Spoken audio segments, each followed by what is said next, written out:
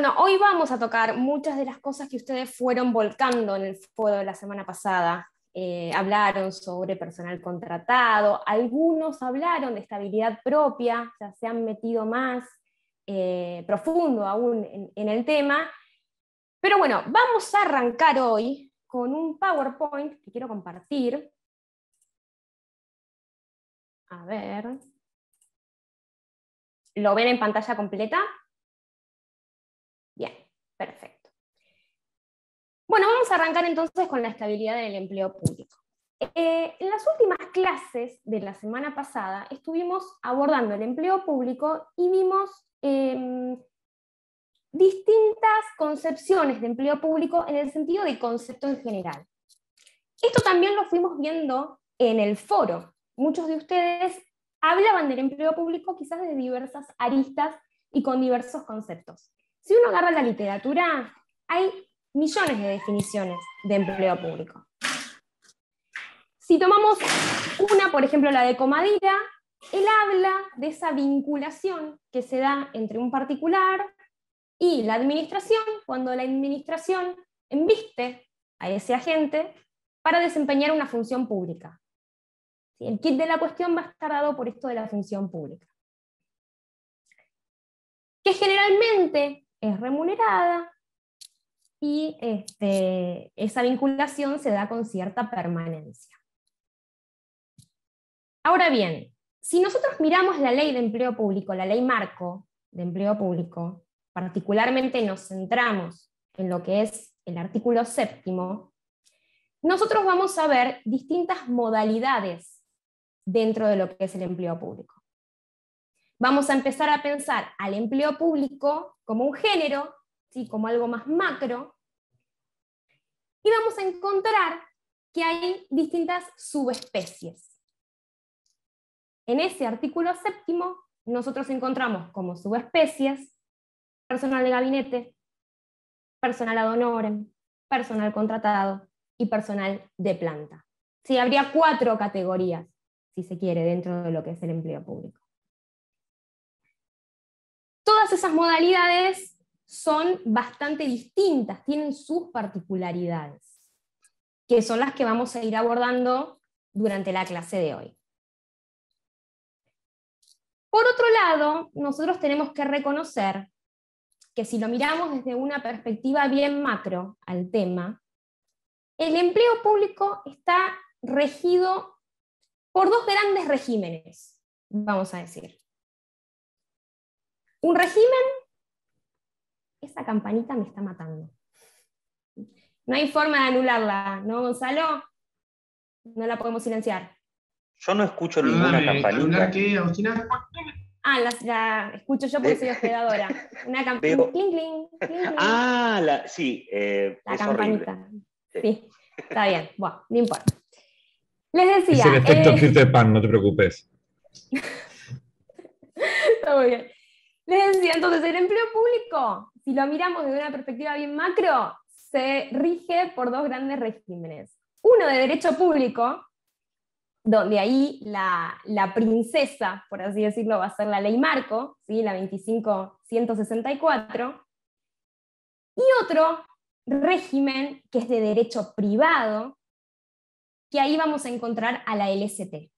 ¿Sí? El empleo público está regido tanto por la 25.164 como por la LST. Obviamente, estos 2 regímenes, el de derecho público y el de derecho privado, tienen grandes diferencias. Grandes diferencias. Pero el punto en común es que justamente rige, regula esa vinculación que se da entre el empleado y el Estado.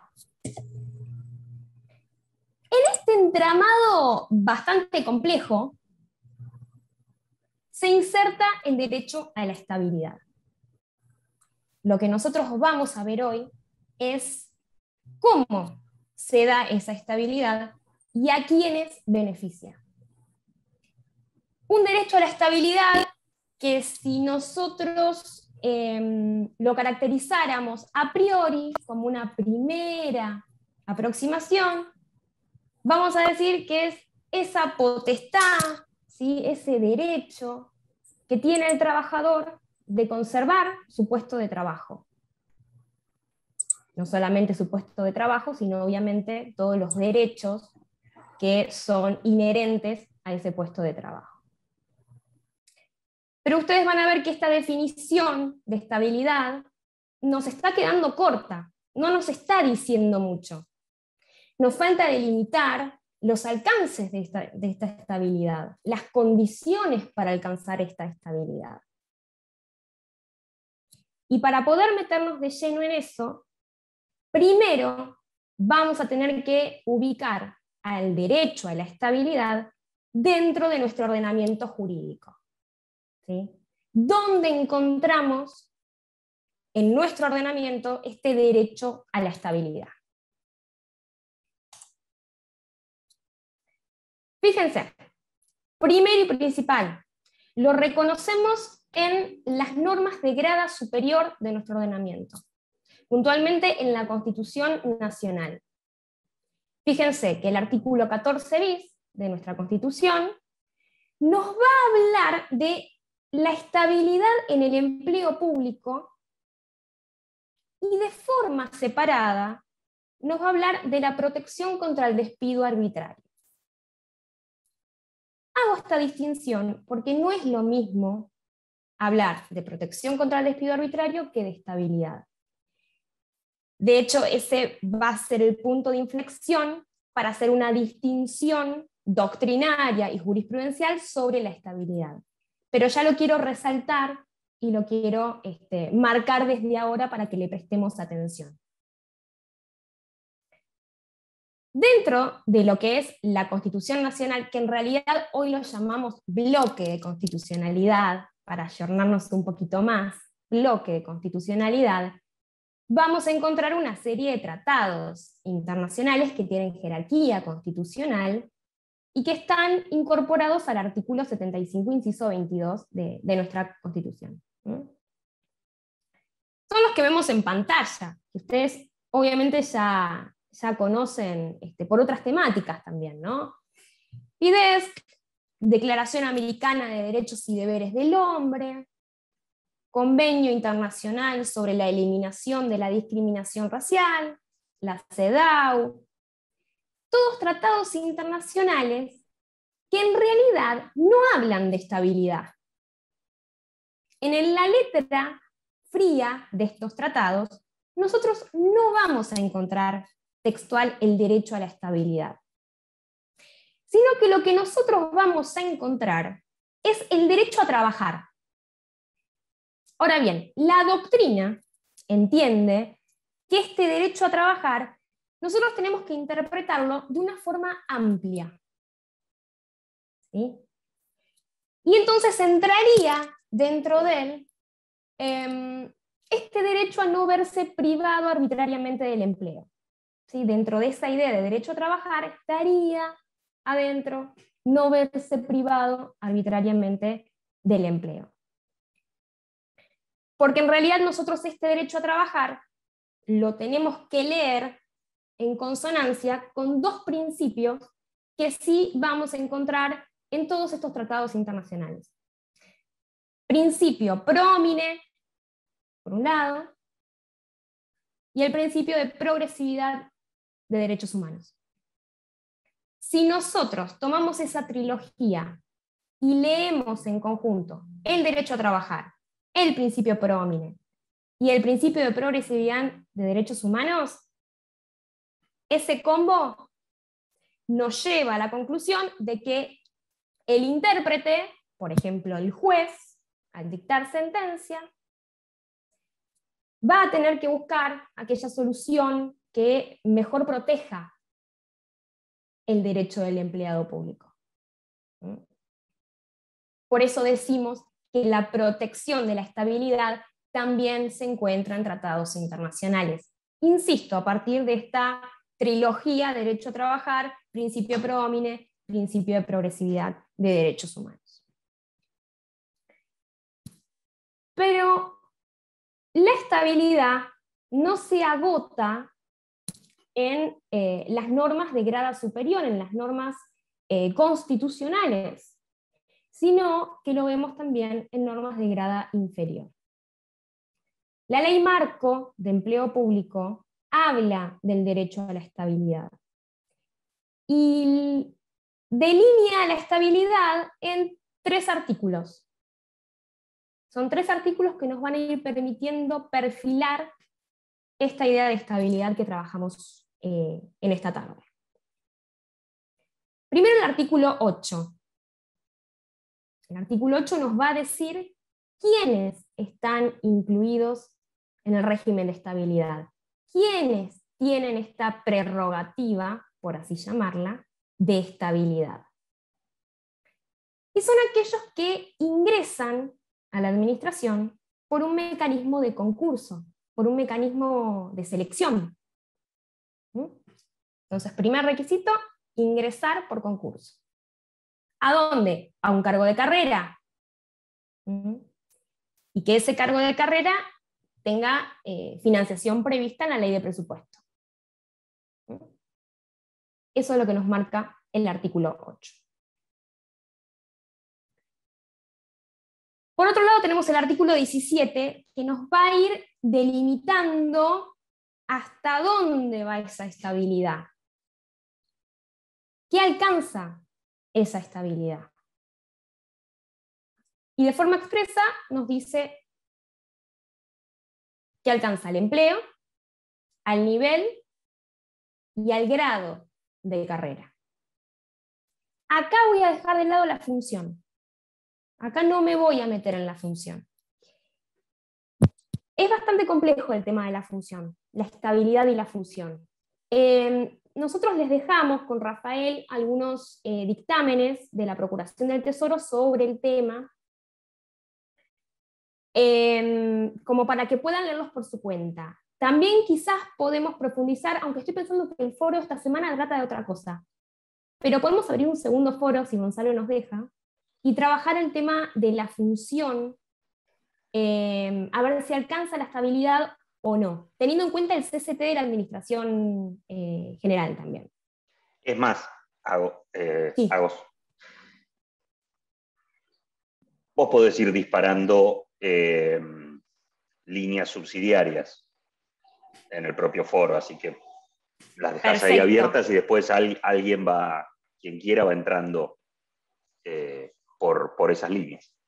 Bien, bien. Bueno, es un tema a trabajar porque me parece que resulta interesante y hay mucho dictamen de la Procuración para explorar y para exprimir. El tema da para mucho también, lo que es estabilidad. Tratamos de acotarlo porque, bueno, tenemos una clase y vamos a lo que es más macro. Pero bueno, en principio que les quede esta idea en la cabeza. Empleo, nivel y grado. Función, la corremos, salvo excepciones y tomando ese CCT en particular que les decía. Y por último, el artículo 27, que ya nos va perfilando que la estabilidad está relacionada con el personal de planta permanente, ¿sí? Cuando nos dice de forma bien expresa que el personal de planta no puede ser privado de su empleo, sino por causas justificadas, ¿sí? Y en las condiciones que la ley establezca. Ven que ya esa primera aproximación que decíamos de estabilidad como esa potestad de conservar el puesto de trabajo y los derechos inherentes a él, ya la vamos ayornando un poquito más, ya le vamos poniendo algunos ingredientes más, algunos condimentos más, a partir de lo que nos marca la ley marco.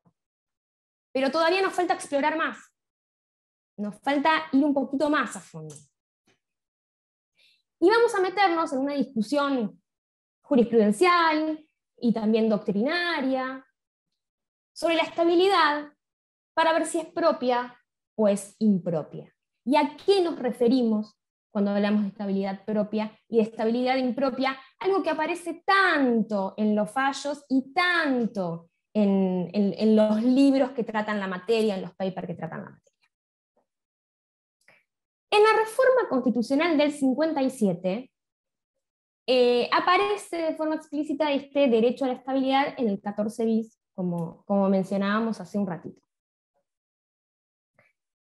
Y yo les mencionaba también que ese 14 bis hace una distinción y consagra expresamente la estabilidad para el empleo público, y pareciera ser que para lo que es la actividad privada, el legislador trató de vincularla con la protección contra el despido arbitrario.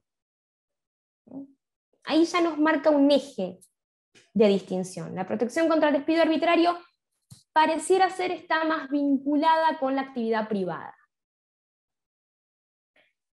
Esa elección que hace el legislador respecto del texto constitucional llevó a que la doctrina elabore una clasificación de la estabilidad, que es la que vemos en pantalla. Una clasificación muy particular, que por un lado separa la estabilidad absoluta de la estabilidad relativa, y posteriormente la relativa la subdivide en propia y en impropia. La estabilidad absoluta la vamos a correr, la vamos a dejar de lado, porque impide la disolución del vínculo. Si hay estabilidad absoluta, el vínculo no se puede romper. Bajo ninguna causal, no se podría romper. Estabilidad absoluta impide la disolución del vínculo. Por eso con ella no me voy a quedar hoy. Nos vamos Son a los meter casos de de lleno. una estabilidad absoluta. Es que en el empleo público vamos a ver que está dentro de lo que es la estabilidad relativa, lo mismo en la actividad privada. Ah, bueno, adelante. Bueno. Porque nada es absoluto en el derecho. Claro, por eso me extrañaba que todo Ese es el relativo. punto. Exactamente, nada puede ser absoluto propiamente dicho. Ya, todo esto empieza con aquella vieja mentira de los romanistas, de que el dominio era absoluto y qué sé yo, y bueno, después vino el abuso del derecho Por y, eso. Ni la verdad es absoluta, por eso te digo. y nos liberamos de esas mentiras de los romanistas. Por eso nos vamos a quedar con la relativa y vamos a analizar la relativa, ¿sí? A ver, mucho se ha dicho sobre esa distinción dentro, insisto, de lo que es la estabilidad relativa, esa distinción entre propia e impropia. Mucho se ha hablado, de hecho, la Corte de Nación ha tenido innumerables vaivenes al momento de considerar la estabilidad del empleo público, y va de propia a impropia, de propia a impropia. Muchísimos fallos que durante décadas fueron en forma de péndulo de una a otra. Pero más allá de que esto es una clasificación, insisto, doctrinaria, hay un fallo de corte del año 90 y pico, creo que 91, 92 por ahí, que se llama Cassier con marcado central. Cassier con marcado central. Hay un voto en disidencia de dos jueces, no me preguntes quiénes eran en este momento, porque no me acuerdo, pero un voto de disidencia que clarifica perfectamente esta distinción entre estabilidad propia e impropia. Si a partir de esta disidencia podemos echar luz sobre esos conceptos. ¿Cuándo vamos a estar hablando de estabilidad propia? ¿O qué implica la estabilidad propia? ¿Obliga a hacer permanecer a la gente en su puesto de trabajo, salvo que haya alguna causa justificada para el cese y que haya un sumario previo? Esa estabilidad propia hace que la gente pueda mantenerse en su puesto de trabajo, obliga a que el Estado lo mantenga en su puesto de trabajo, salvo, insisto, que haya una causa justificada para hacerlo cesar, y siempre que haya mediado el procedimiento de sumario correspondiente con todas las garantías que tiene. Esa es la estabilidad propia. En cambio, la estabilidad impropia va a permitir que cese el agente, cese el empleado, sin causa. permite la estabilidad impropia la cesación del empleado sin causa, obviamente con una indemnización a favor del empleado. Pero fíjense la diferencia. En el caso de la estabilidad propia, la administración tiene que mantener en sus filas al trabajador, salvo que haya una causa de su conducta que esté justificada, y con las garantías del procedimiento de sumario de por medio. En la estabilidad impropia, la administración podría hacerlo cesar a este trabajador sin invocar causa, siempre y cuando se le dé una indemnización. Sobre esto vamos a volver, porque yo les dije que la Corte de Nación fue vino mucho sobre el tema, fue cambiando criterios sobre el tema, pero en el año 2007 saca un fallo que se convirtió en un leading case en la materia, y ya sentó una posición al respecto, que no les voy a spoilear ahora, para que me sigan el resto de la clase. Bueno, ¿cómo venimos hasta ahora? Díganme si voy muy rápido, si quieren hacer alguna pregunta. Perdona, ¿cuál es el nombre del fallo del 2007? Madorrán, Marta Cristina, ahora lo vamos a trabajar ese fallo, Madorrán, Marta Cristina, con Administración de Aduanas. ¿Alguna consulta más? Si no, seguimos. Avancemos, entonces. Bueno, vamos a ver cuáles son las condiciones que tienen que estar presentes para que el trabajador alcance la estabilidad en el empleo público. Y para ello, primero y principal, tenemos que trabajar el artículo 17 de la Ley Marco, que nos va a dar 3 condiciones, 3 requisitos que tiene que cumplir el agente. Primero, idoneidad. Largo y tendido hemos trabajado el tema de idoneidad la semana pasada. Por algo Rafael ha puesto tanto énfasis en la importancia de la idoneidad, del principio de igualdad.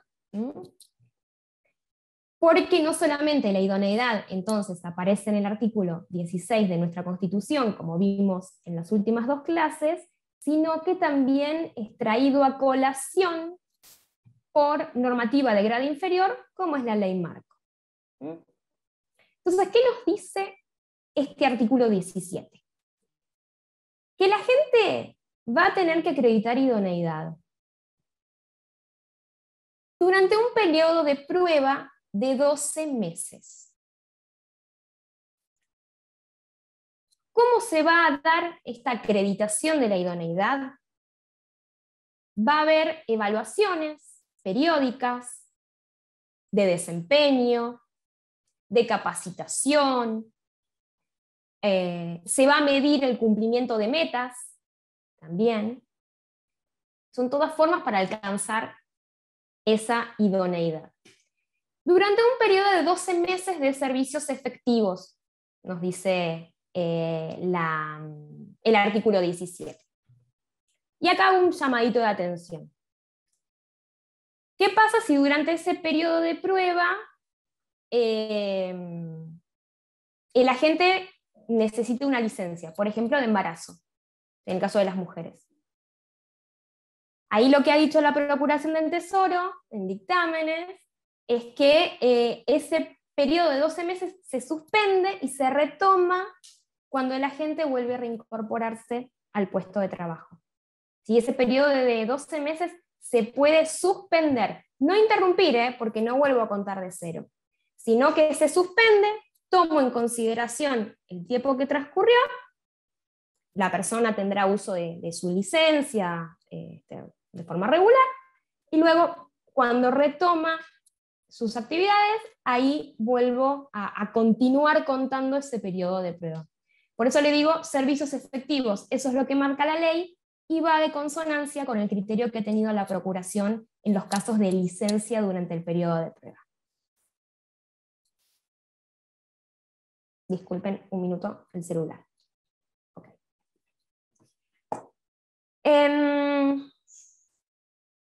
Bien, retomamos.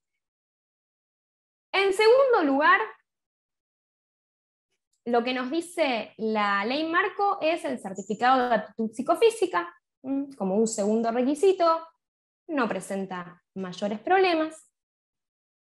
Me voy al tercero, ratificación de la designación por acto expreso. A ver, el agente pasa exitosamente su periodo de prueba de 12 meses. Se supone que ahí, una vez que finalizan esos 12 meses, la administración debe dictar un acto administrativo ratificando esa designación. ¿Qué pasa si hay una demora por el lado de la administración? Que no nos sorprendería tampoco. ¿Qué pasa si pasan 30 días luego de ese periodo de prueba y la administración no dicta ese acto confirmando la designación? Les pregunto, a ver, ¿qué opinan? Sí, se debería por tener, por la estabilidad, se debería decantar por la estabilidad del empleado. Se tiene por Correcto. aceptado. Correcto, exacto. Se tiene por confirmada esa designación, ¿sí? Y a partir de ahí adquiere estabilidad el empleado. Esto es así porque obviamente no se puede perjudicar al empleado con los tiempos y las demoras de la administración. Es el periodo de prueba más largo de toda la legislación argentina, el del empleado público. Es verdad, sí, es verdad. Porque además si lo comparamos con lo que es el que marca la LST para el ámbito privado, hay mucha diferencia. Por eso 3 meses, 4 veces más es este. Tal cual, como nos marca Eugenia. Sí, coincido. Ahora metámonos un poco más adentro de este periodo de prueba. A ver qué pasa en este periodo de prueba. Obviamente, todavía el agente no tiene estabilidad. ¿Sí? Si no pasaron los 12 meses, no tiene estabilidad. Bien. Por lo tanto, si yo miro el artículo 42, que también lo tienen en pantalla, esa designación se puede cancelar durante el periodo de prueba. Hasta ahí bien. ¿Habría algún tipo de indemnización si la cancelo? ¿Qué les parece? Debe tomar como cualquier otro periodo de prueba normal, ¿no? Bien, Julio, exacto, no. ¿Y esto de dónde surge? Porque no es una interpretación que uno puede hacer como analogía a lo que ocurre en la LST, sino que está expresamente establecido que no hay derecho a una indemnización en los casos en los que opera la cancelación del nombramiento durante el periodo de prueba. Y eso está establecido en el decreto reglamentario de la ley marco. No en el texto del artículo 42, sino del decreto reglamentario. Bien, ese artículo 42 nos dice que podemos extinguir esa relación de empleo cancelando el nombramiento según el artículo 17, según ese que analizamos con detalle hace un ratito. Ahora les voy a hacer otra pregunta a ustedes. Esta vez es un poquito más compleja, que es la que tenemos en pantalla. Fíjense, ¿es razonable, subrayo razonable, es razonable que durante el periodo de prueba la designación del agente pueda válidamente cancelarse solo remitiendo al artículo 17? Que es lo que nos dice el 42. Los escucho. Entiendo que en este caso no es igual que en el derecho privado. A ver, ¿por qué? No hay un proceso no hay un procedimiento, un proceso previo de concurso en el cual la persona atravesó digamos, una selección en la cual demostró su idoneidad, al menos teórica, digamos, no es igual, no sería igual. ¿No? Entiendo que es, a mi parecer, no tengo idea. No, bueno, pero a ver, la idea es el Mira. debate. Por eso, la idea, lo traigo a colación, Me parece que debería, como diría Rafa, me para parece que molestar. debería estar fundado, porque además de que un acto administrativo tiene que estar fundado, o sea, además de eso. Bien. Pero Sí, en tal este cual, caso por hay otro lado. otro elemento que tiene que ver, me parece, con esta cuestión de que hay una carga más fuerte en cuanto a la demostración de la idoneidad. Ya fue demostrada la idoneidad en algún punto del agente para ocupar ese lugar. Tiene que haber un fundamento.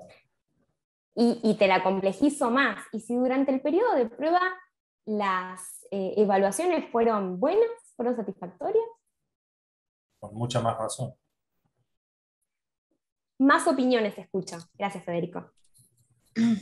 A ver, completando desde la lógica, no sé profundamente cómo se maneja la ley, pero desde la lógica, aportando algo más a lo que dice Fede, me parece que no deja de ser empleado del Estado por no tener estabilidad.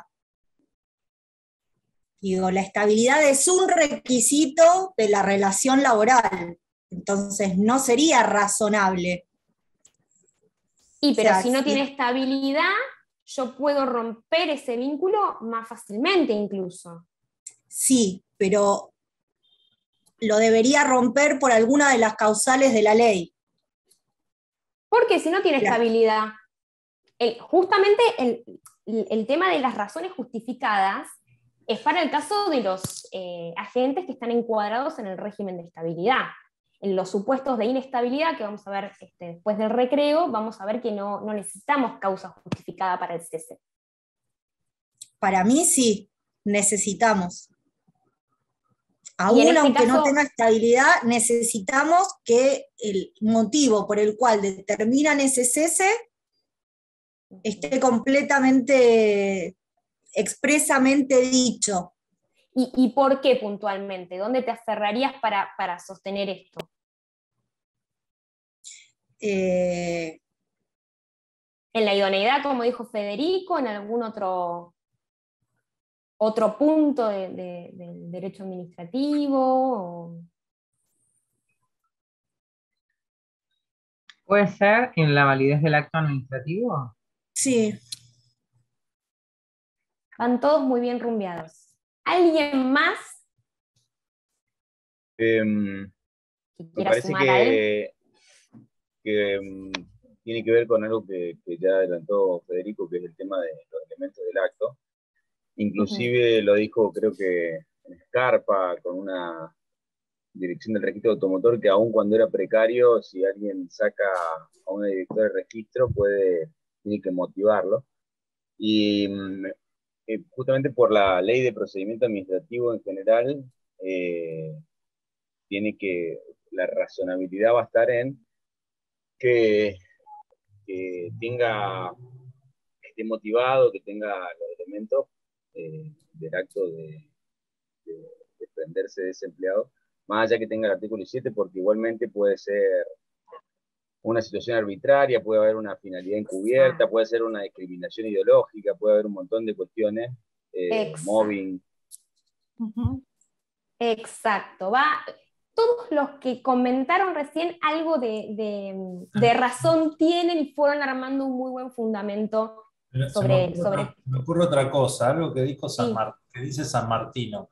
Digamos, es un acto que generó derechos subjetivos, digamos. Se empezó a ejecutar y generó derechos subjetivos. Entró dentro del área de estabilidad, el acto de la designación. El propio acto administrativo es dentro del área de estabilidad del acto administrativo. Entonces, para poder revertirlo, tiene que... Cuidado. Hay que tener cuidado. Cuidado con una cuestión. La pregunta, si es un puesto político...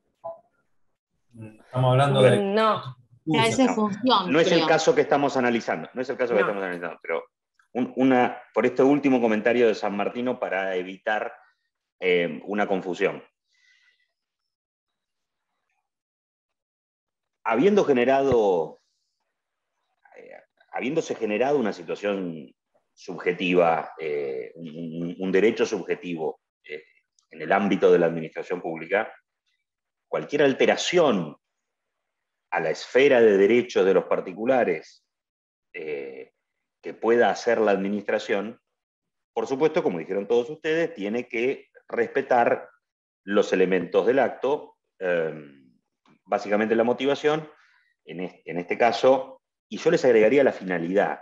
La finalidad es un elemento que explotamos poco en Argentina, y es el elemento fundamental del desvío de poder. Digamos, muchas de las desviaciones que ustedes marcaron en el foro de la semana pasada se resolverían si el derecho argentino hiciera el derecho público argentino hiciera el uso que corresponde del elemento finalidad del acto administrativo, como nos viene enseñando el Consejo de Estado hace muchísimo.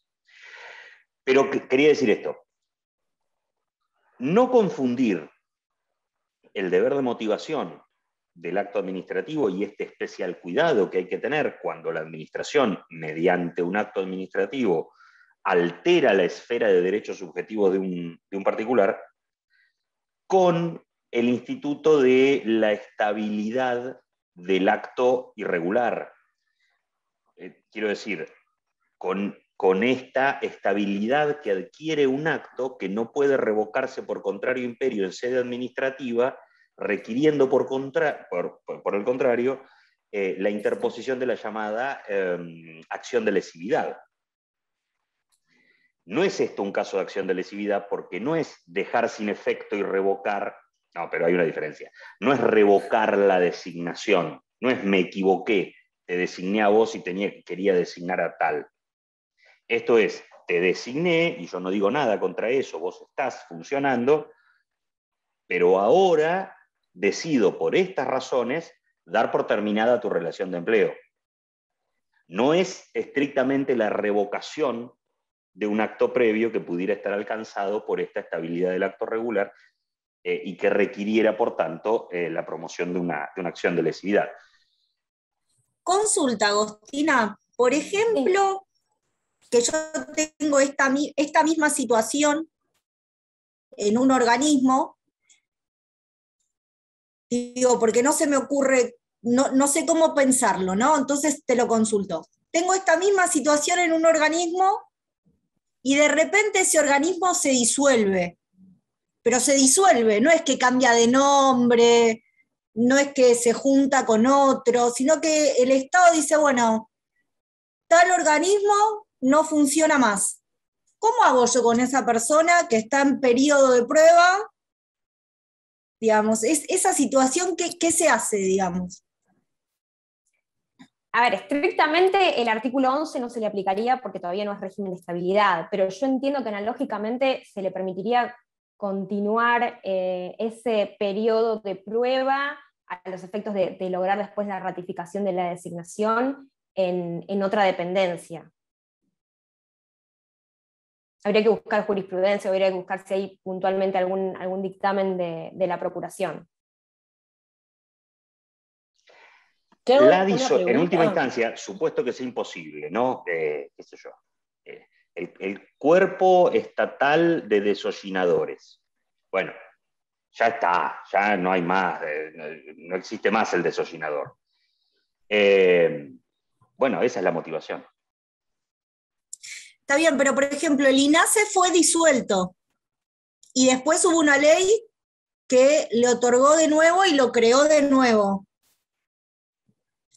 Entonces ese digo, es el problema, cuando el Estado disuelve y usa eso como excusa para terminar relaciones laborales estables en general, y después vuelve a crear el mismo organismo. Eso es un fraude, digamos. Porque lo que yo digo es, no está o sea, no tiene estabilidad, porque lo designaron, pero está en periodo de prueba. Entonces, ¿es un empleado estatal que se rige por la ley marco? ¿Lo tengo que tratar igual en ese caso? Yo creo que sí. Digo, a ver, no deja de ser un empleado del Estado, le tengo que dar la posibilidad de que continúe con su periodo de prueba en otro organismo o en otra función, digo, en otro nivel, con otras tareas que sean de acuerdo a su nivel y a su grado. Pero digo, ¿eso es posible o no es posible? Por eso te digo, el artículo 11 es exclusivamente para quienes están en régimen de estabilidad. Esa posibilidad que si tienes una reestructuración, te reubican, y si no te pueden reubicar, te dejan en disponibilidad 1 año, y si no, recién ahí te dan la baja con una indemnización, es para régimen de estabilidad. Yo creo que si alguien se encuentra en esa situación, podría pelear argumentos y traerlo por analogía, teniendo en cuenta las particularidades que exhibe el periodo de prueba.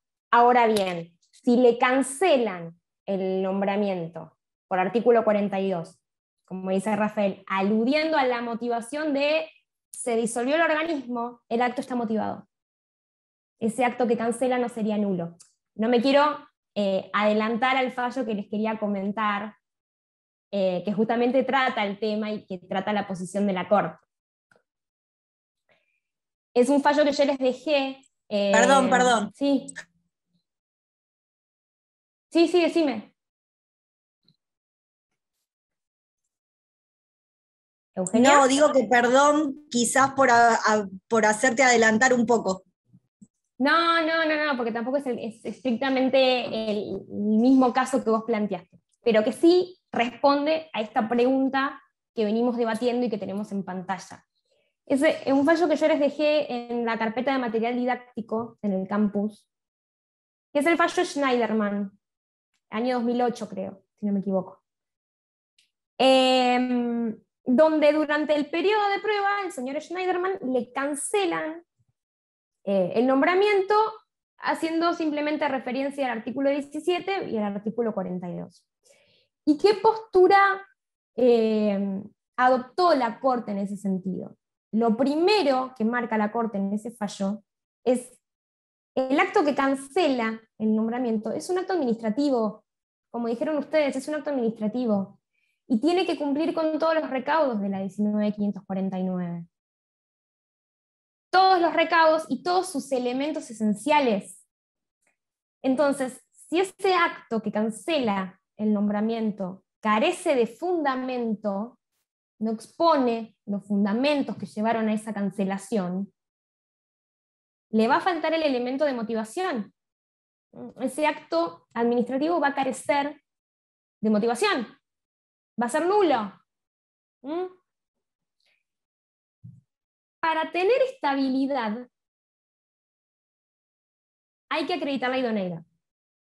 Eso lo vimos con el primer inciso del artículo 17. Hay que acreditar la idoneidad.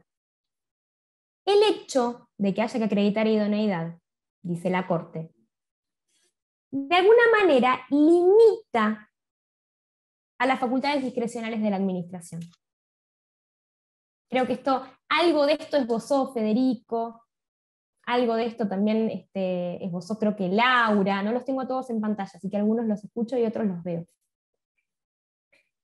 Pero hablaron de la idoneidad. Sí, la idoneidad acá juega un papel importante. Limita a esas facultades discrecionales de la administración. Les pone un coto. Pero tampoco nos olvidemos de algo, y esto lo remarca la Corte en ese fallo. El hecho de que la administración en todo caso esté usando facultades discrecionales no la dispensa de motivar los actos administrativos. Que yo use facultades discrecionales no quiere decir que no tenga que motivar el acto. Al contrario, te hago una pregunta. Y entonces, sí, por ejemplo, ¿puede fundar la administración el acto de cancelación diciendo que la persona no es idónea y punto? Que esas evaluaciones periódicas que se fueron dando durante los 12 meses fueron malas. Sí, claro, bueno, que dio que la persona no es idónea para el cargo. Sí, claramente, sí. Y te hago una pregunta, o sea, por ejemplo, vos obviamente podés recurrir el acto diciendo, bueno, a ver, muéstrenme por qué no lo soy, porque digo, también hablamos un poco de que ese concepto de idoneidad es como recontra amplio. Sí. Entonces es como, sería medio como una discusión infinita. Control de los hechos antecedentes. El otro día ayer, que estaba volcando la devolución de cierre del foro, le dejé así a sottovoce una mención, un breve homenaje a ese trabajito, esa monografía de García de Enterría que se llama La lucha contra las inmunidades del poder, que todos hemos leído en algún momento de la vida. Bueno, esa monografía es como Esperando la carroza. Son esas obras a las que uno siempre vuelve. Siempre tiene que volver cada tanto, porque va pasando el tiempo, van pasando las experiencias, y uno vuelve a leer esa obra y vuelve a encontrarle jugo y demás. Y ya es una obra que cuenta sus largas décadas, pero ahí están casi todas las claves. Control de los hechos antecedentes. La administración no crea la realidad con su mera invocación. No le alcanza a la administración con decir, visto que no ha quedado suficientemente acreditada la idoneidad de fulano, por lo tanto, y en ejercicio de las potestades, disponer el cese. La administración tiene que acreditar detalladamente cuáles son los hechos que justifican esta decisión. ¿Para qué lo tiene que hacer detalladamente? Para que el control judicial suficiente que se despliegue sobre su actuar permita su control. Bueno, a ver, ¿dónde consta? ¿Cómo construye usted la conclusión de que no es idóneo? Y no el acto... Está casi todo ahí. Cuando puedan, desempolven los apuntes de Administrativo 1 y reencuéntrense con esa monografía y después vean Esperando la carroza, pues son dos obras fabulosas. Como dice Rafael, si no se expresan los motivos suficientes en el acto, ese acto puede ser tachado de arbitrario y de legítimo. ¿Sí? Por eso la importancia de fundar y expresar las razones, en los casos como este, donde se está cancelando el nombramiento. Simplemente genérica sí. la motivación directamente. Sí. ¿No es cierto? Y entonces, nula. O sea, nulo. De hecho, en el caso que les cuento, en Schneiderman, la Corte termina declarando nulo el acto administrativo, porque carecía de motivación. No estaba expresando las concretas razones por las que cancelaba el nombramiento de Schneiderman. ¿No? Es un fallo interesante, le digo, mírenlo porque le van a sacar jugo. Sobre todo habla mucho de lo que son las facultades discrecionales, cómo es el tema de la motivación, en los casos de las facultades discrecionales y demás. La verdad es un fallo lindo. Son las 5. Hacemos... Ay, no. No. Son las 5. Vamos a arrancar un cachito más. Y prometo que después hacemos un corte. Porque si no me va a quedar como la clase cortada. Sí. Yo tengo una consulta. En el caso de las contrataciones por tiempo determinado, ¿corren por otro cauce? Sí, la segunda parte de la clase. No se me adelanten. Por favor, vamos despacio porque la estabilidad es compleja y lo que se viene en la segunda parte de la clase es más complejo aún. Y suele dar lugar a catarsis. Ya nos ha pasado. Seguimos un cachito más con el fallo Madorrán, que es lo que le prometí a Magalí. Así cumplo mi promesa y después sí, hacemos un recreito de unos 10 minutos. Yo les comentaba de esos vaivenes de la Corte en cuanto a pensar la estabilidad del empleo público como una estabilidad propia, impropia, propia, impropia. 2007 parece zanjar la cuestión la Corte y adopta una determinada posición a través de este fallo Madorrán. Les voy a comentar de forma cortita cómo era el caso. Madorrán entra a la administración pública en un régimen de estabilidad por los años 70. Y se desempeña todo corrido hasta el 90 y pico.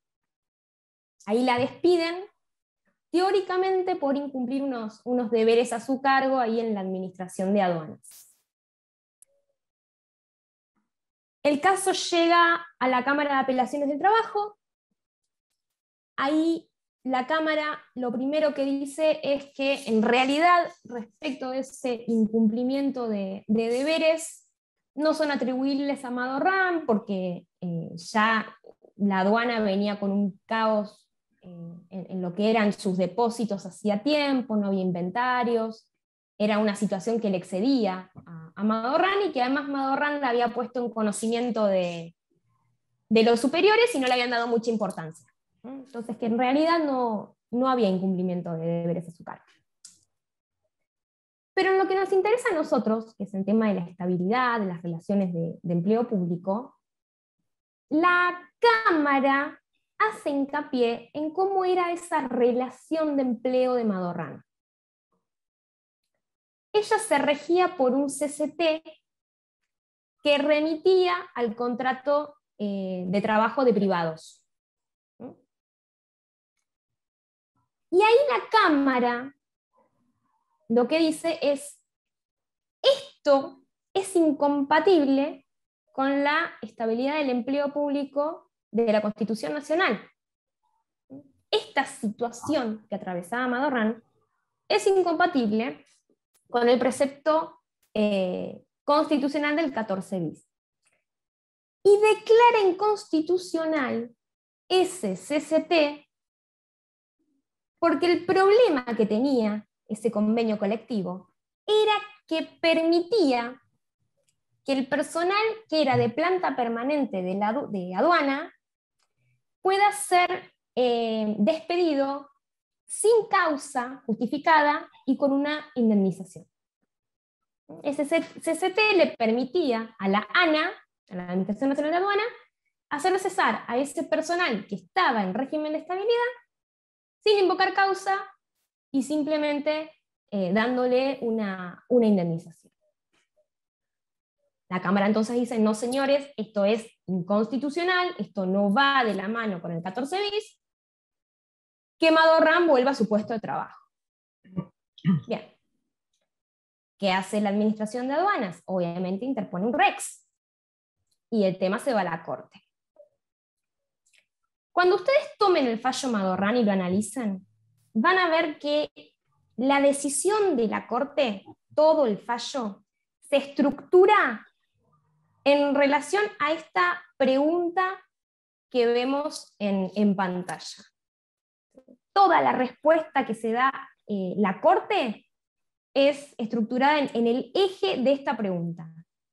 La norma que somete a la actora a un régimen privado ¿es compatible con la estabilidad del artículo 14 bis? ¿Sí o no? Y los fundamentos más importantes que esboza la Corte son estos que vemos acá en pantalla. Vamos a ir desmenuzándolos uno por uno. La Corte, para responderse a sí misma, empieza a citar algunos pasajes de lo que fue el debate de la Convención Constituyente del 57, de esa Asamblea Constituyente del 57. Hay algunos que son fantásticos, léanlos. Hay uno que se los traje para leerlo textual porque me parece que es totalmente... que muestra la situación tal y como es y que además muestra, ya adelanta cuál va a ser el criterio de la Corte al respecto. A ver. Dijo la Convención Constituyente: siempre el empleado público estuvo sujeto a cesantías en masa por cambios de gobierno. Ya ningún partido político va a disponer de puestos en la administración como botín de guerra. En adelante, ningún empleado público puede ser despedido sin causa justificada y sin sumario previo. Subrayo esa última parte. En adelante, ningún empleado público puede ser despedido sin una causa justificada y sin sumario previo. Esto ya nos adelanta qué inclinación va a tener la Corte si estamos frente a estabilidad propia o impropia. Ya nos lo está diciendo. De la mano con esto, la Corte va a hacer una discriminación, en el buen sentido de la palabra,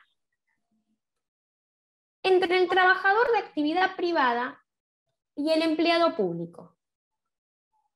A partir del 14 bis y de esa misma separación que el convencional constituyente determinó en el texto del artículo constitucional, a partir de eso la Corte dijo: al trabajador privado se le aplica la protección contra el despido arbitrario.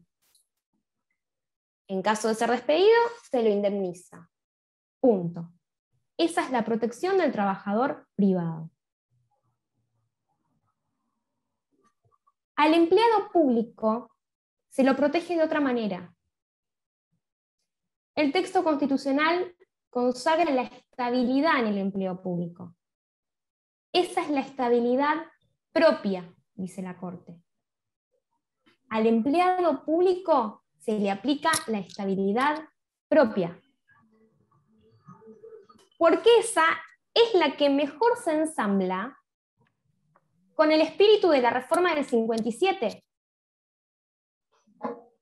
Fíjense, la Corte fue a buscar el espíritu del legislador, y me sale la profe de Introducción al Derecho con interpretación. Fue a buscar el espíritu del legislador, trajo a colación los debates de la Convención Constituyente y dijo: la estabilidad que mejor se adecua para el empleado público es la propia.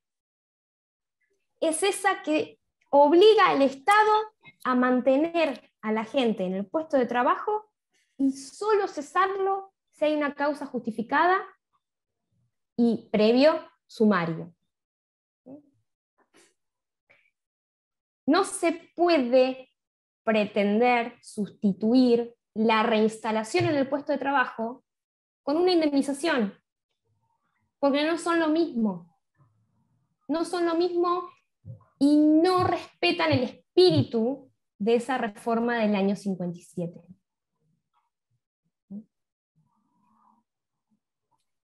Entonces lo dejan claro: la estabilidad del empleado público es una estabilidad propia, no impropia, propia.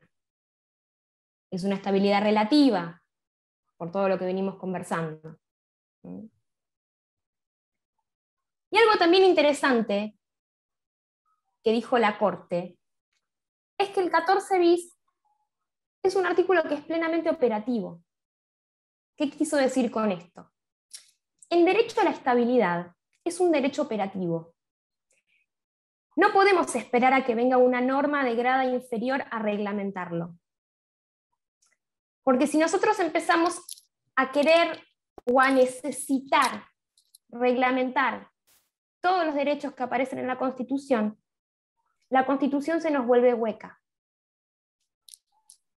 Si nosotros, para aplicar los derechos que emanan de la Constitución, necesitamos reglamentarlos, estamos reconociendo que la Constitución es un listado de derechos vacíos, de derechos huecos, y eso es peligroso. Pensar eso es peligroso. Entonces, la Corte, de forma explícita, reconoció que ese derecho a la estabilidad era operativo. El derecho constitucional, que ya de por sí era operativo. Y que esta idea de estabilidad propia del empleo público va de la mano, se amalgama muy bien con el artículo 16 y con lo que vimos de estabilidad las últimas dos clases. ¿Y cómo llega a esta conclusión la Corte? Porque dice, bueno, la estabilidad va de la mano con el artículo 16 y la idoneidad. Porque dice la Corte: si realmente se juzga la idoneidad por el concurso, y entonces ingresan a las filas del Estado quienes son realmente idóneos, el Estado va a querer seguir teniendo ese agente a disposición, porque le conviene. Y solamente si hay alguna razón justificada de la conducta de ese agente, va a cesarlo. Pero si no, va a querer seguir teniendo la disposición. Por eso se amalgaba muy bien la idea de estabilidad propia con el principio de idoneidad del artículo 16. Bueno, este era el fallo leading case de la materia, que ya termina de fijar la posición de la Corte respecto de que la estabilidad del empleo público es una estabilidad propia. Obviamente lo que se resolvió fue reinstalar a Madorrán en su puesto de trabajo, ¿sí? Devolverle su puesto de trabajo en la administración de aduanas. ¿Dudas? Si no hacemos ya un recreíto para no pasarnos tanto de tiempo. Yo trabajo acá cada uno trabaja en un organismo diferente.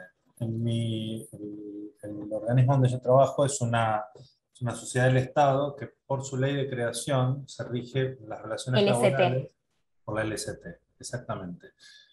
Entiendo, ¿sí?, que al haber sido determinada esa cuestión por una ley del Congreso, entiendo que ya el Congreso definió cuál es el régimen y por eso no se aplica la estabilidad propia. Yo tengo a cargo todos los juicios laborales y nunca tuvimos ni una sola reinstalación, y el que nos quiso ir por el lado del derecho administrativo no le caminó. O sea, también te lo digo así. ¿Sabes si hay algún antecedente como para ir y arrancar las hojas, que desaparezca? No, tranquilo, tengo tu llave, Federico. Si me das 10-15 minutitos, que me voy a buscar otro vasito de agua, miren con qué arrancamos. Con supuestos de inestabilidad, ahí vamos a trabajar. Sociedades del Estado que se rigen por la LST, y vamos a ver un fallo que te va a venir bárbaro, Federico, que sienta la postura de la Corte en el caso de sociedades del Estado. Parezco una conductora de TV vendiendo un programa.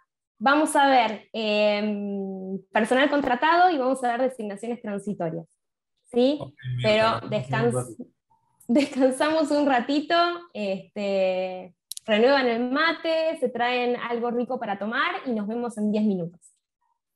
Decíamos que en esta segunda parte vamos a meternos en profundidad con lo que son los supuestos de inestabilidad del empleo público. ¿Y por qué esto es de gran importancia? Porque hoy son muchos agentes que se desempeñan en la administración central, pero bueno, en otros organismos descentralizados también, y empresas y sociedades del Estado, que revisten situaciones que entran dentro de lo que vamos a llamar supuestos de inestabilidad. Son personal contratado, es personal al que se le aplica la LST, tienen designaciones que son transitorias, y hay muchas figuras. Hoy vamos a ver solamente algunas de ellas. Y les decía que hoy el mapa de lo que es el sector público nacional no financiero nos ilustra esto, nos muestra que hay una buena cantidad de agentes que se desempeñan y que no necesariamente están en un régimen de estabilidad. Esto es un informe que hace la Oficina de Presupuesto del Congreso, con la situación hasta 2019, cómo se compone ese sector público nacional no financiero, que aproximadamente tiene en total unos 450.000 agentes, que se distribuye la gran mayoría en lo que es la administración pública nacional. Esto incluye administración central, organismos descentralizados e instituciones de la seguridad social, como es el caso de ANSES, de Caja de Policía. Y en menor medida vemos agentes en las empresas y sociedades del Estado. Ahí encontramos las SE, las sociedades de economía mixta, las que tienen las sociedades anónimas con participación mayoritaria del Estado. Todo eso está dentro de lo que es empresas y sociedades. Vemos que en total son unos 30.000 agentes. Y después otros entes, una categoría más residual, otros entes de ese sector público no financiero, que son entidades que no son empresas, pero que tienen su patrimonio propio y su autarquía financiera también, como puede ser el caso de AFIP y el caso de INCA. Igualmente, este PowerPoint yo se los voy a dejar a disposición en el campus, así que no se preocupen, ahí van a tener el gráfico para verlo en detalle y demás. Ahora bien, vemos acá que el grueso de los agentes están en la Administración Pública Nacional.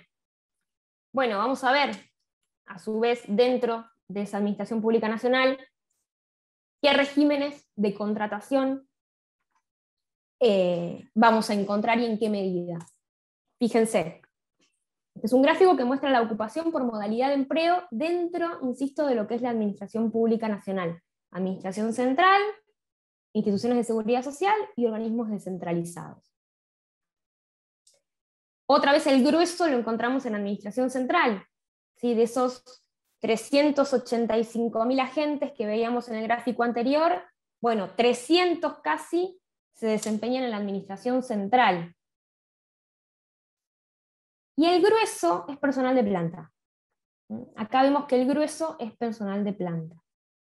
Soy mala con las cuentas, pero me atrevo a decir que un 80%, un poquito más, es personal de planta.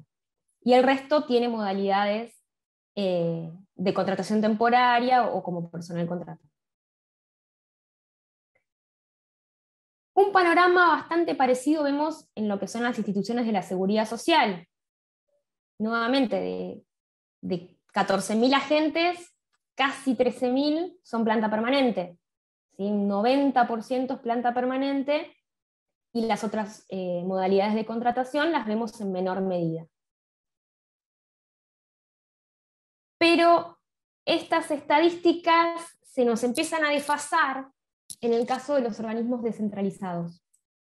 Fíjense, el personal de planta permanente va cabeza a cabeza con el personal contratado. Casi mismo número en los organismos descentralizados. Y en menor medida el personal temporario. Pero lo importante, y por eso les quería traer estos números, cuando analizamos los supuestos de inestabilidad, está bueno tener el mapa del Estado en la cabeza, para darnos cuenta que cobra relevancia el tema, la importancia del tema, y la actualidad del tema, porque estas cifras que les marco son de hace 2 años atrás, o sea, son muy nuevas, muy nuevas. En internet encuentran el informe completo, donde hay más divisiones que hace la oficina de presupuesto del Congreso y mayores estadísticas para el que le interese. Vamos a meternos en el primer supuesto de inestabilidad, que es el caso de las designaciones transitorias. Se trata de supuestos en los que el agente es designado transitoriamente en un cargo de planta. En un cargo de planta que está vacante, ¿no? Obviamente. Ese es el supuesto. Y claramente no poseen estabilidad. Esto nos lo marca el decreto reglamentario. No tienen estabilidad. La Procuración del Tesoro ha indagado mucho en lo que son las designaciones transitorias y ha terminado de perfilar de qué se tratan estas designaciones transitorias y qué características tienen. Ustedes van a encontrar un montón de dictámenes. Nosotros elegimos compartir estos dos con ustedes porque son muy nuevos. Uno es del año 2018, el otro es del 2019, así que sienta el criterio de la Procuración actual. Muy nuevo. En el primero de ellos, lo que nos dice la Procuración es que la estabilidad solo se adquiere cuando se cumplen los procesos de selección. Solo se adquiere si uno ingresa por concurso. Si uno es designado transitoriamente, no goza del derecho a la estabilidad, ni tampoco tiene derecho al régimen de carrera. Y la Procuración dice que esto se conecta, obviamente, con la idoneidad y con la igualdad, con esos dos conceptos que trabajamos tanto la semana pasada, van de la mano de eso. Pero me parece que el segundo dictamen que vemos en pantalla, en 304-201, me parece que es el más rico al momento de de perfilar esta idea de designación transitoria. Lo que dice la Procuración acá es, ¿se acuerdan que la ley Marco en el artículo 7, yo les mencioné, distinguía 4 modalidades, vamos a decir, de empleo público? Personal de gabinete, ad honorem, de planta, contratado. Bueno, la Procuración retoma ese artículo 7 y dice, en realidad habría, de forma implícita, vamos a decir, una quinta modalidad, una quinta categoría de empleo público que aparece en casos de necesidad y obviamente de forma excepcional, ¿no? Porque es una excepción al régimen de ingreso por concurso, ¿sí? De forma excepcional, que justamente es esta. La de la designación transitoria en cargos de planta permanente que ordinariamente deberían cubrirse por concurso. Y lo que sostuvo la Procuración en este dictamen es que acá también se está juzgando la idoneidad. En las designaciones transitorias también se juzga la idoneidad, pero lo hace discrecionalmente la administración. Eso es lo que dijo la Procuración. Al hacer designaciones transitorias, la administración discrecionalmente está juzgando la idoneidad de ese agente. Y obviamente, esas designaciones transitorias tienen pro y tienen contras. ¿Cuál es el pro? El empleado se favorece porque puede ingresar a la administración sin haber atravesado un proceso de concurso. Ese es un beneficio claro, un beneficio explícito. Ingresa sin tener que haber pasado por un procedimiento de selección. Ahora bien, la contracara de eso es justamente no tener derecho ni a la carrera, o sea, a progresar en la carrera administrativa, ni la estabilidad. Esas son las contras de la designación transitoria. No puedo hacer carrera administrativa, ni tengo derecho a la estabilidad. ¿Por qué? Porque ingresa sin haber pasado por un mecanismo de selección, en excepción al régimen de concurso. Entonces, si una persona que es designada de forma transitoria en un cargo de planta es desvinculada, no va a tener derecho a ser reinstalada en su puesto de trabajo, porque no está dentro de lo que es el régimen de estabilidad. Tampoco va a tener derecho a la indemnización del artículo 11, porque la indemnización del artículo 11 solamente es para aquellos que están bajo el régimen de estabilidad.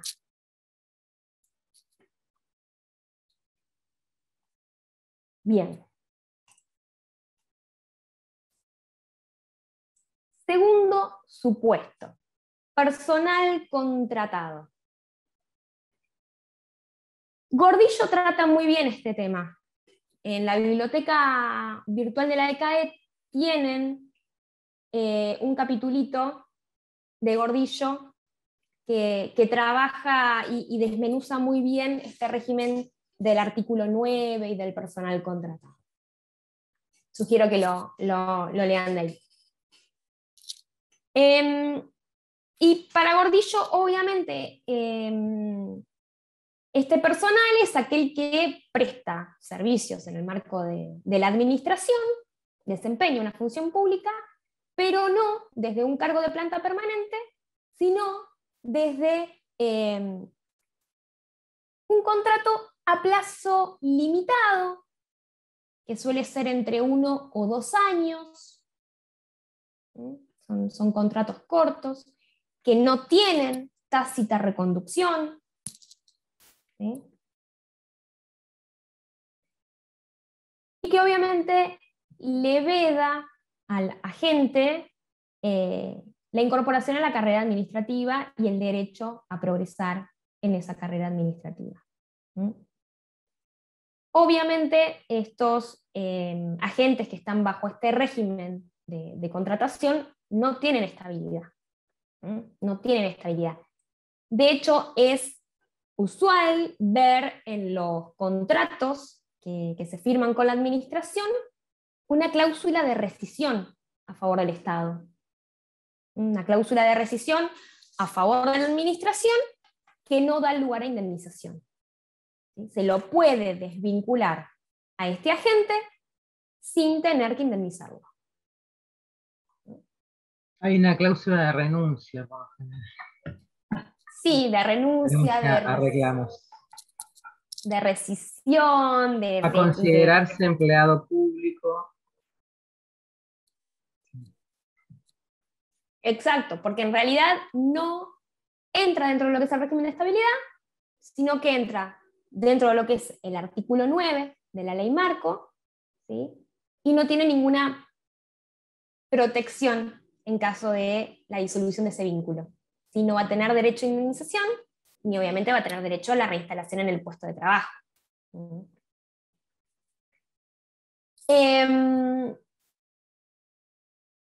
Por lo que estuvimos viendo en el foro, muchos ya conocen este artículo 9, es una modalidad de contratación que se replica mucho en la administración. Yo tengo que contarles el deber ser, pero bueno, nosotros sabemos que en la práctica dista mucho de ese deber ser. La ley marco establece que este tipo de contratación se tiene que dar de forma transitoria y no con contratos sucesivos in eternum, y que además para casos y para funciones que no pueden ser cubiertas por personal de planta, teóricamente. Y ustedes, bueno, en el foro han comentado obviamente de situaciones que distan de esto, y también creo que las hemos comentado en la primera clase, donde esto de que no puedan ser cubiertas por personal de planta o que no estén incluidas en las propias funciones del régimen de carrera, bueno, mucho no se cumple, mucho no se cumple. Y en cuanto a la cantidad de agentes que pueden estar con esta modalidad de contratación, tampoco se cumple mucho. Fíjense lo que nos marca este artículo 9. Nos dice que el personal contratado en esta modalidad no podrá superar en ningún caso el porcentaje que se establezca por convenio colectivo de trabajo, el que tendrá directa vinculación con el número de trabajadores que integra la planta permanente del organismo. Si uno mira este artículo 9 en consonancia con el CCT para la Administración General, ese porcentaje de relación es un 15%. ¿Sí? Es un 15%. Las estadísticas de la Oficina de Presupuesto del Congreso nos mostró que en los organismos que son descentralizados no vemos reflejado un porcentaje similar. Vemos un 50-50.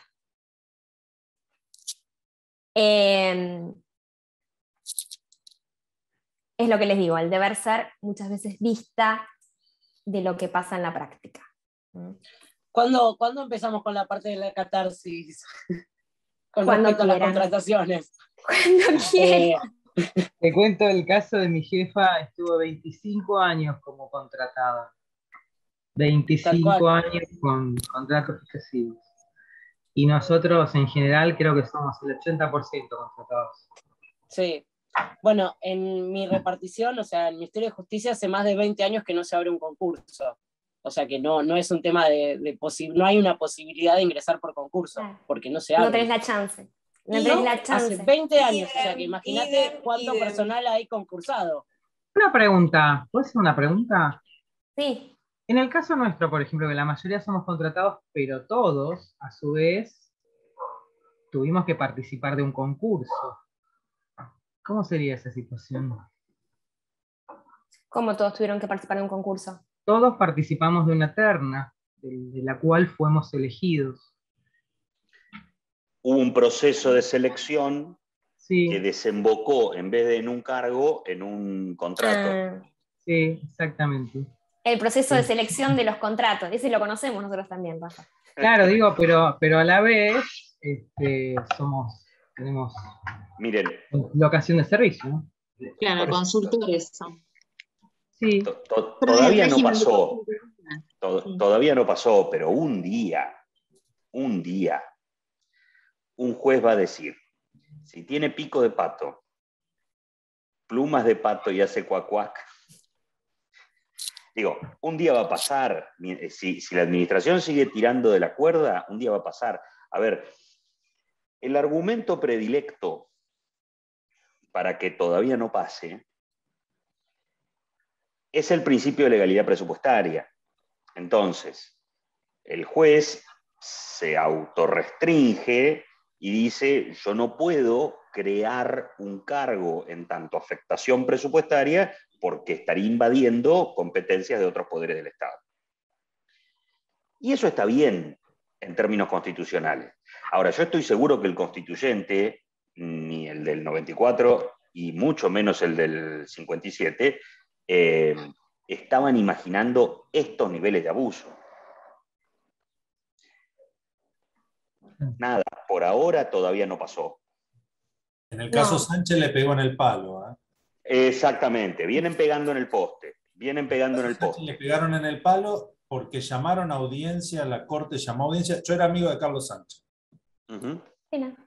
Trabajaba con él en la AGN. Y yo trabajé en la AGN y la AGN se salvó porque en su ley de creación tiene la posibilidad de contratar profesionales externos. Contadores. Claro. Profesionales externos. Él era contador, él era, por parte falleció. Todos los que fuimos alguna vez contratados, ellos tienen un registro de consultores externos, de auditores y consultores externos. Se salvaron por eso. No quiere decir que en algún momento alguno de los jueces de la Corte hagan lo que dijiste. Un día va a pasar porque se está tirando demasiado de la soga. Y si bien, insisto, desde una lógica constitucional y de la prudencia fiscal, el principio de legalidad presupuestaria es un argumento razonable, hasta que la Corte no ponga un freno, la administración va a seguir abusando, evidentemente.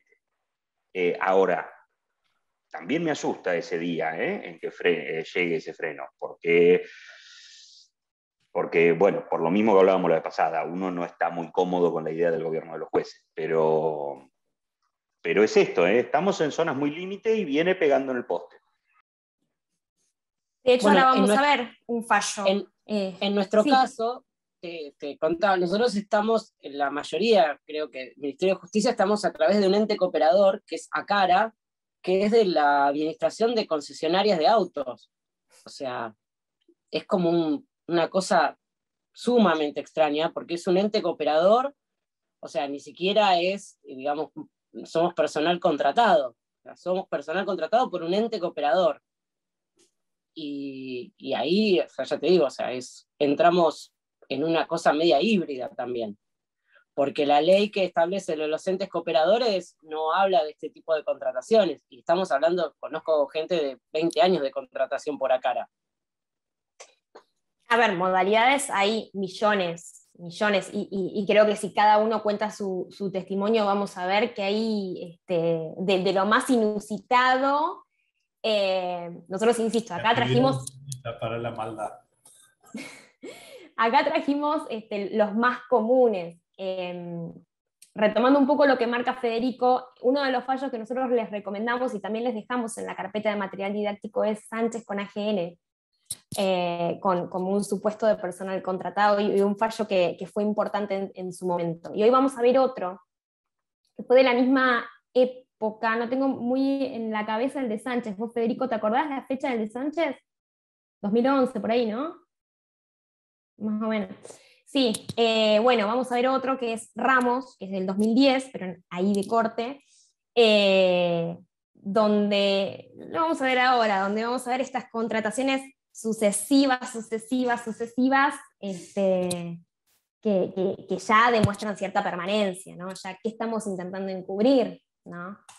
Fíjense, acá vemos ramos con Estado Nacional. A ver, les cuento un poco el caso para que puedan entrar en clima. ¿Cómo vengo de tiempo? Ramos se desempeñaba en el Ministerio de Defensa. Él entra en los años 70 a trabajar con un régimen de un decreto que regía en ese momento. Y ese decreto permitía contratar personal con un límite de 5 años. O sea, el tope de contratación era 5 años, no más. Bien. Él ingresa y empieza a firmar sucesivos contratos. Obviamente excedió esos 5 años. Esa relación laboral de Ramos con el Estado Nacional se extendió por 21 años. De 5 se fue a 21, con contratos sucesivos. Bien. De buenas a primeras, año 90 y pico, por una restricción presupuestaria, lo cesan a Ramos, y Ramos entabla una demanda y pide una indemnización basándose en la LST. Eso era lo que pedía Ramos, una indemnización por la LST. Bien. Justicia de primera instancia, justicia federal, y Cámara deniegan el pedido, rechazan el planteo de Ramos y él se va a corte. Interpone un recurso extraordinario federal y se va a la corte. Bien. En la corte, la procuradora de ese momento, en su dictamen, se hace una pregunta, que es la que vemos acá en pantalla. ¿Corresponde una indemnización basada en la LST, como pretendía Ramos, a pesar de que la relación se regía por derecho público? Porque recordemos que la contratación de Ramos se encuadraba en un decreto, ¿sí?, que regía en ese momento. No recuerdo en este momento el número.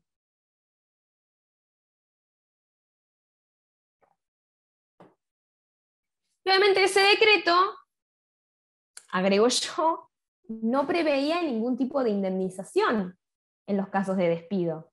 Ese era el problema, ¿sí? Por eso Ramos se iba a la LST, porque en el marco del decreto que él lo regía, no había nada, ¿sí? No había ninguna indemnización a su favor.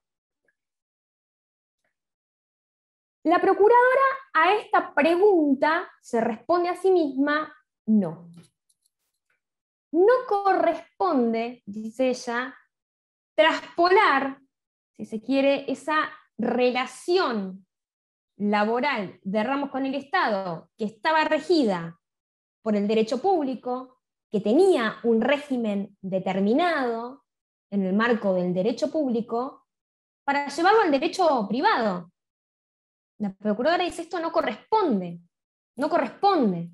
Y como en el marco del derecho público no había derecho a ninguna indemnización a favor de Ramos, opina la procuradora que había que desestimar el pedido, desestimar el recurso.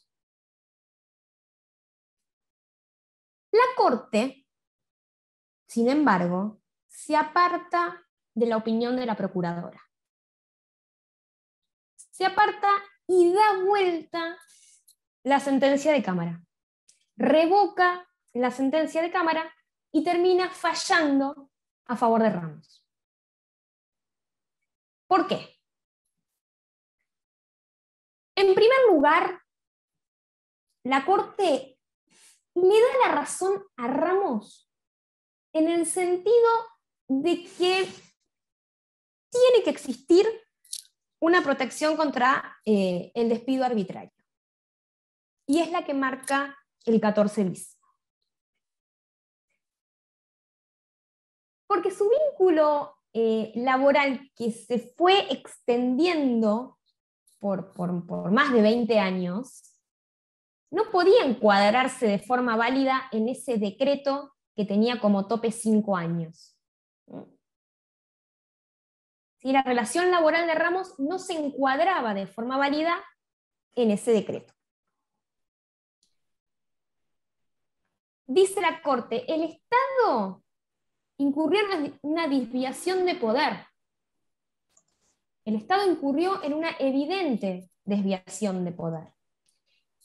Porque lo que hizo fue tomar una figura que tenía su origen en un decreto, una figura que era legal, para disfrazar una designación que parecía permanente. Hizo un uso abusivo, si se quiere, de esa figura legal del decreto que permitía la contratación de Ramos. Porque la extendió de forma sucesiva durante 21 años. ¿Con el objetivo de qué? Y de disfrazar una designación que era permanente en distintos contratos sucesivos de corta duración. Y ese comportamiento del Estado a través de esa desviación de poder le generó a Ramos una expectativa legítima de permanencia en el puesto de trabajo. Le generó la expectativa de seguir estando en las filas del Estado.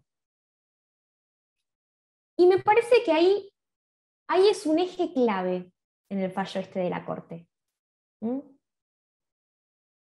Porque esa expectativa que generó en Ramos es la que, según la Corte, genera el derecho de indemnización. La Corte reconoce que por esa expectativa que el Estado creó, insisto, usando fraudulentamente instrumentos que estaban previstos en la ley, por esa situación merece una indemnización Ramos. Ahora bien, ¿cómo la calculamos? Porque el régimen jurídico al que estaba atado Ramos no preveía ningún tipo de indemnización. La LCT ya nos dijo la procuradora que no teníamos que traerla a este juego porque era derecho privado, lo dejamos allá, no lo traigo a esta situación. Y entonces, ¿dónde puedo encontrar una respuesta? ¿A ustedes se les ocurre dónde puedo encontrar una respuesta? ¿O qué dijo la Corte?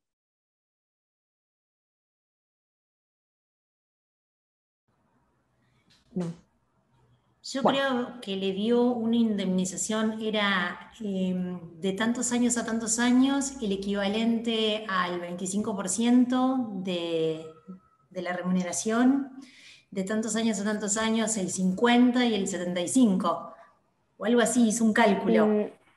No, en realidad... El artículo 11 aplicó, creo. El artículo 11 aplicó. El artículo 11, que como yo les había comentado, se aplica en los casos del régimen de estabilidad y cuando hay una reestructuración y hay que reubicar, no podemos reubicar a ese agente de planta, lo ponemos a disponibilidad. Pasa un plazo razonable de disponibilidad y recién ahí hago la baja y le doy una indemnización, que es 1 año de servicio, un sueldo por cada año de servicio, fracción mayor a 3 meses. Entonces dice la Corte, busquemos la solución de la indemnización en el derecho público, no nos vayamos al derecho privado, porque tiene origen en un comportamiento ilegítimo del Estado, entonces busquemos la solución en el derecho público. Y trae de forma analógica, ¿sí?, ese artículo 11 y determina la indemnización conforme a ese artículo 11. Hola. Sí. Disculpa. O sea, sí, el artículo 11 que finalmente termina siendo un 245, porque es una indemnización por antigüedad, digamos. En el caso, lo que no se le reconocen son el resto de los rubros que están en la LST, básicamente. O sea, en algún punto lo perjudica Ramos, básicamente. Sí, a ver, sí, pero tampoco cabía dar lugar a la LST porque estamos en el ámbito del derecho público. ¿Por qué hubiésemos traído la LST a este escenario si él no se regía por la LST? Distinto va a pasar en otro fallo que vamos a ver ahora, donde sí se regía por la LST. Pero en este caso no. Entonces, antes que nada, como estaba proponiendo la procuradora, bien digo, porque para la procuradora era, no hay una indemnización en el ámbito del derecho público que sea aplicable al caso, entonces nada, rechazo el planteo. La Corte termina dándole una vuelta de tuerca y aplica el artículo 11. Aplica el artículo 11. Y hay un punto más de este fallo que a mí me gustaría remarcar, y me parece que tiene que ver con algo que recién comentábamos, de esto de las contrataciones sucesivas de los agentes en la administración. Por las dudas, la Corte lo deja bien explícito, cosa que no nos confundamos con este fallo. Y dice, el mero paso del tiempo no modificó la situación irregular del actor. Que hayan pasado más de 20 años con contratos sucesivos no lo convirtió en planta permanente. No le dio estabilidad, ¿eh? Ese paso del tiempo no le dio estabilidad a Ramos. Y por lo tanto, no corresponde la reinstalación en el puesto de trabajo. Porque la doctrina Madorran es para personal de planta, no para personal contratado. ¿Sí? A Ramos no le correspondería ser reinstalado en el puesto de trabajo. Eso lo deja bien explícito la Corte. Y me voy corriendo a la LST. Y acá quiero ver el fallo que les traje, Luque, con Casa de la Moneda. Lo veo a Federico tomando apuntes. Porque me parece que es interesante, también nos marca otra perspectiva, con la postura que adopta la Corte. A ver, muchos de ustedes han mencionado que se regían por la LST. Es verdad. La LST rige en muchos ámbitos de lo que es la administración. El artículo 2, en principio, dice que la LST no se tiene que aplicar a los agentes dependientes de la administración pública, ¿sí? Salvo por manda legal o por vía de CCT. Estas son las dos vías por las cuales se podría aplicar la LST. Entes reguladores, una de las compañeras dijo que trabajaba en ENACOM y comentó que se regía por la LST. Sociedades del Estado se rigen por la LST. Ente regulador del gas se rige por la LST. ¿Sí? Muchas dependencias. Hay un fallo muy interesante que es Luque con Casa de la Moneda, muy nuevo, año 2015. Casa de la Moneda es una sociedad del Estado. Lo aclaro de antemano para que podamos entender el caso. Luque se desempeñaba en esta repartición y de buenas a primeras es despedido, ¿sí? Y es indemnizado. ¿Sí? Casa de la Moneda, cuando lo despide, lo indemniza conforme la LST. Hasta ahí todo bien. Pero ¿cuál era el problema? Luque pretendía ser reinstalado en su puesto de trabajo. Él perseguía eso, perseguía volver a obtener su puesto de trabajo. Entonces inicia una demanda contra Casa de la Moneda. La Cámara Nacional del Trabajo falla a favor de Luque. Ordena que Casa de la Moneda lo reinstale en su puesto de trabajo. Pero Casa de la Moneda interpuso un recurso extraordinario federal. Y la Corte da vuelta la sentencia. Termina fallando a favor de Casa de la Moneda. Termina sentando su postura respecto a la estabilidad o inestabilidad del personal de sociedades del Estado. En primer lugar, la Corte deja bien en claro que como la demandada es una sociedad del Estado, se rige por dos leyes. La 19.550, que es la Ley General de Sociedades, y la 20.705, que es la Ley de Sociedades del Estado. Y del juego armónico de las dos, se entiende que el personal que se desempeñe en este tipo de organizaciones se rige por la LST. No cabe duda, se rige por la LST. Bien. En segundo lugar, la Corte reconoce que Luque tenía un contrato a tiempo determinado, un contrato a plazo fijo, que se iba renovando. Todos los años se iba renovando. Pero que en realidad correspondía verlo como un contrato a tiempo indefinido, no como un contrato a plazo fijo, sino como un contrato a tiempo indefinido. Pero siempre en el ámbito de la LST, siempre pensando en figuras de la LST. No me voy al derecho público, no me voy a otro régimen, siempre lo miro desde la perspectiva de la LST. Y la Corte declara que no procede la reinstalación en el puesto de trabajo, si Luque no tenía que ser reinstalado en su puesto de trabajo, porque estaba alcanzado por la LST. En todo caso, lo protegía una estabilidad impropia, ¿sí? Lo protegía esa protección contra el despido arbitrario del 14 bis.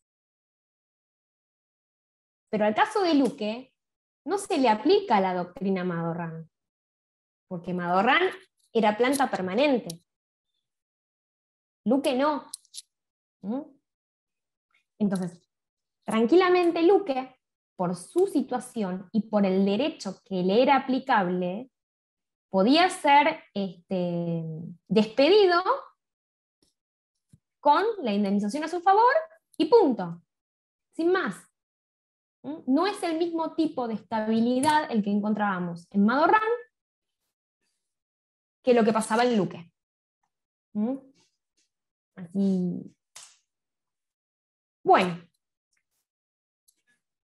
Justo, 6 en punto. Les dejo mi mail, cualquier consulta que quieran hacerme, aquí lo tienen. El PowerPoint creo que ya está cargado en el campus, y si no, prometo que lo cargo en el transcurso del día de hoy para que lo tengan. ¿Dudas? ¿Algo que quieran preguntar? No, gracias. Solo quería ver si pueden repetir los mails de ambos profesores. Lo pongo en el chat, ¿les parece? Okay, perfecto. Hablando de poner en el chat, invadiendo escandalosamente esferas de competencias de otros profesores de otras materias, pero no pude con mi genio y les dejé la monografía esta de García de Enterría. Ay, gracias. Por si se les dificulta encontrarla, porque realmente es una obrita que hay que tener abajo de la almohada.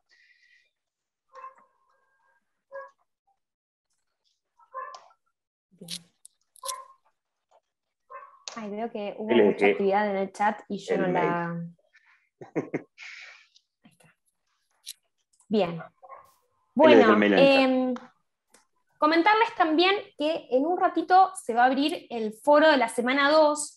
Nosotros ya con esto, junto a Rafael, damos por cerrado, de alguna manera, lo que es empleo público, y ya el jueves vamos a arrancar con seguridad social. La consigna de esta semana obviamente tiene que ver con seguridad social, así ya empezamos a aclimatarnos en el tema. Estaría bueno si pueden participar antes del jueves, sería lo ideal, así el jueves por ahí tomamos alguna de las impresiones que ustedes vuelquen en el foro y las trabajamos con un poco más de detalle. Van a ser 2 clases, una de nociones más introductorias, porque salvo Julio, que trabaja en ANSES, pues el resto de ustedes creo que no tienen mucho contacto con lo que es seguridad social, entonces por ahí arrancar de cero va a ser lo mejor. Y después la otra clase, la última, sí vamos a trabajar en profundidad movilidad jubilatoria, que es un tema muy en boga. Julio me dice sí, se agarra la cabeza. Y vamos a trabajar también muchos fallos sobre el tema.